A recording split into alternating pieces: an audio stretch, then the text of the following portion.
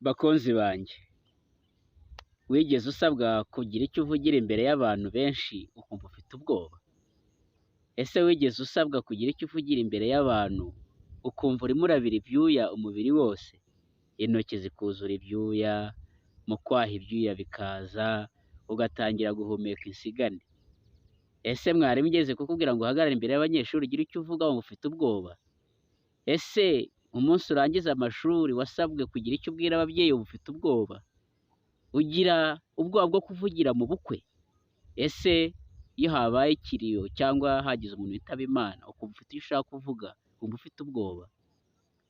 Tugiye kurebera hamwe icyagufasha kugira ngo ubashe kugira icyo uvugira imbere y'abantu cyangwa se kugira imbwirwaruhame ugeza ku bantu. Muri kumwe na Kamukama kuri Kamukama TV Rwanda. Kugira ngo rero ubashe kugira icyo uvugira imbere y'abantu benshi kandi bacyumve ndetse bahore bifuza gutega amatwi, ndagira ngo dukurikire zino ngingo tugiye kuganiraho. Turaza kuganira ku ngingo ya mbere ivuga kora imyitozo kandi utekereze uko uri bugaragare imbere y'abo uri bube ubwira. Ikindi, fata amasegonda 90 uyakoreshe utegura abantu kuza kugukurikira neza. Ikindi, ita ku bimenyetso ukoresha cya gihe urimo kuvuga. Hanyuma turaza kureba kuvuga witonze kandi ugera ku ntego. Ikindi turi burebereho ni uko ugomba kureba abo ubwira, audience yawe. Ikindi, zirikana urugero cyangwa se abo ubwira abo ari bo, umenye abo uvugana nabo. Hanyuma tuze gusoreza ku cyo twavuga ngo ita ku cyo uvuga kuruta uburyo ubivuga. Muri kumwe na Kamukama kuri Kamukama TV Rwanda. Noneho turebe ingingo ku yindi. Niba urimo gutegura imbwirwaruhame, niba hari ikintu uri buvugire imbere y'abantu benshi, ingingo ya mbere twabonye ni kora imyitozo kandi utekereze uko uri bugaragare. Ni ukuvuga ngo imbwirwaruhame yawe uyitegure, ibyo uri buvuge ubitegure. Numara kubishyira ku murongo wabiteguye neza, wongere utekereze ndaza kuba ngaragara ne. Ndavuga uko uri wambaye, uko uri washokoje niba uri umumama, uko uri wisize niba uri umumama, ariko niba uri umugabo ndaza kuba nambaye nde. Kandi imyambarire ikajyana n'abo urimo kubwira, n'abo uri bubwira ndetse n'aho ariho. Ni ukuvuga ngo ntabwo waba uri busure abahinzi mu gishanga ngo ugende wambaye kositimu, ntabwo byashoboka. Ni ukuvuga ngo ugomba kumenya aho ugiye uko bameze, ukambara bijyanye n'abo ugiye kubwira n'aho bari bube bari. Hanyuma imbwirwaruhame yawe uyitegure neza, uyishyire ku murongo neza. Ubwo ni mbere y'uko icyo kiganiro kigera. Byaba byiza ubiteguye mbereho nibura y'amasaha 48 kugira ngo ugere ku gihe cyo gutanga rya jambo ryawe. Ingingo ya kabiri, fata amasegonda 90 ya mbere uhagurutse uyakoreshe utegura abantu kuza kugukurikira. Ubwo twageze umunsi w'imbwirwaruhame nyirizina nyakuri. Barakwakiriye, abantu bateranye bagukomeye amashyi. Icya mbere, numaza guhaguruka ufate amasegonda 90 cyangwa umunota n'amasegonda 30. Wumva utuje muri wowe, ubanze uhumeke neza, nurangiza urebe abo ugiye kubwira, utangire witegure. Ushobora kubabwira inkuru isekeje kugira ngo bakwiyumvemo.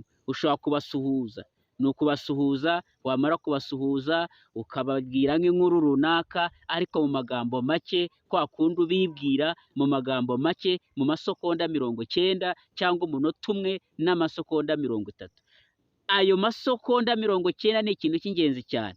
Gishobora gutuma uburyo ukoresheje ayo masegonda bihereza abantu kuza kugukurikira cyangwa kumva batagikeneye kukumva. Niyo mpamvu ayo masegonda 90 ugomba kuyategura neza, ukasuhuza abantu, ukabibwira mu buryo bw'incamake, kandi ukababwira n'intego y'icyo kiganiro, kandi mu buryo bushekeje, butarambiranye, kandi butarakaza. Muri ayo masegonda 90 urabateguye, hanyuma ikindi utangire imbwirwaruhame yawe. Ingingo ya gatatu, ita ku bimenyetso, geste cyangwa gestures, ibimenyetso ugiye gukoresha. Nutanga imbwirwaruhame, reka kwifata nk'umusirikare uri kuri paredi nawe bahagaritse. Oya, niba uri mu imbwirwaruhame, reka amaboko yawe akore, reka amaguru yawe akore, reka amaso yawe akore, reka intoki zawe zikore.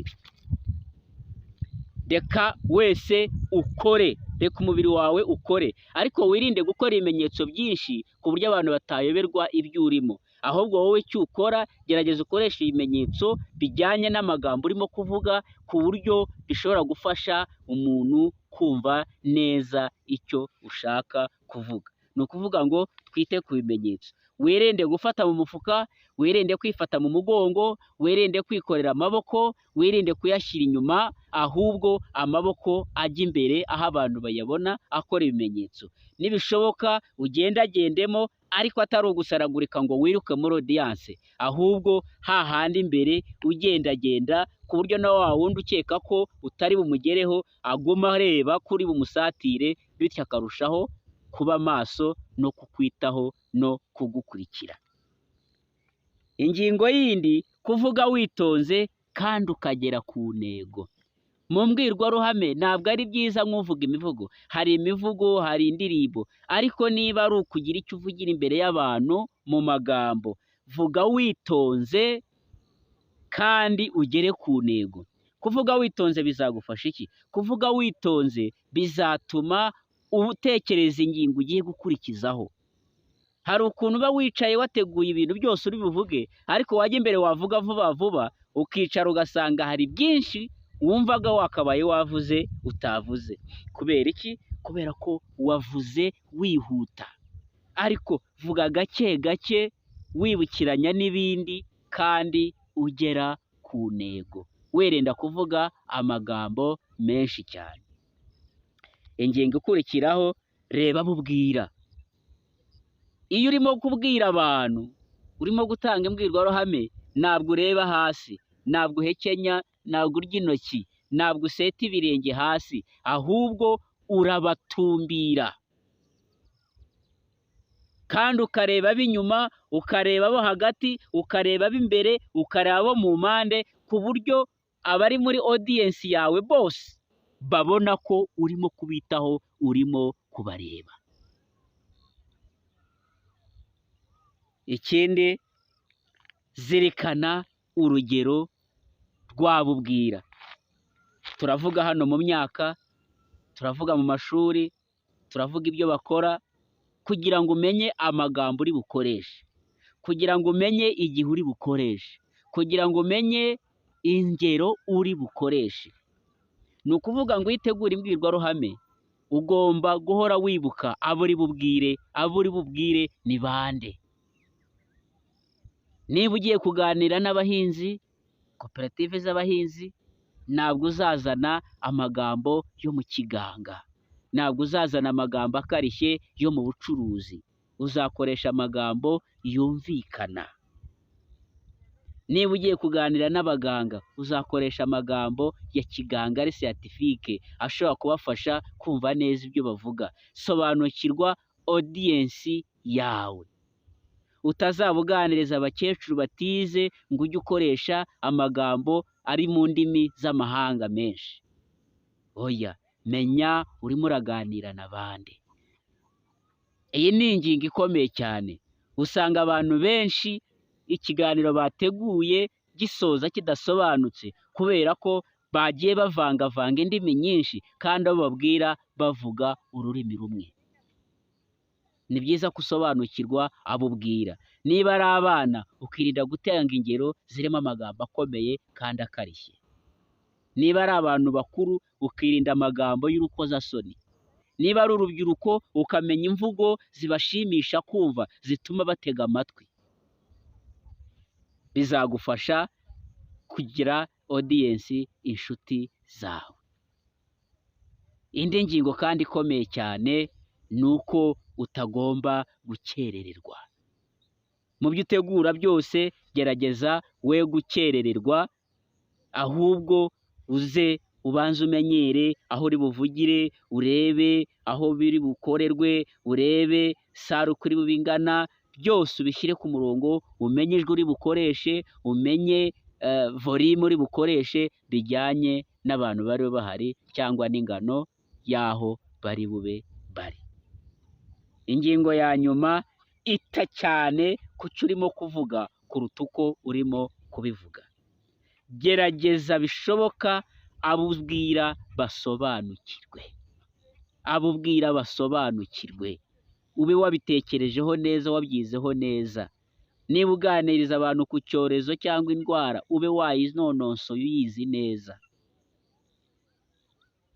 Nukoresha ubwo buryo ukita kuri izo ngingo tuganiriyeho, nta kabuza mu nama z'ubukwe bw'iwanyu uzatanga igitekerezo, ku rusengero uzatanga ubuhamya, ku ishuri uzagira icyo uvugira imbere y'abanyeshuri, nurangiza ku birori byo gusoza amashuri yawe uzatinyuka ugira icyo ubwira inshuti, ababyeyi n'imiryango. Mwakoze gutega amatwi no gukurikira ibiganiro nari nabateguriye. Yari Kamukama kuri Kamukama TV Rwanda.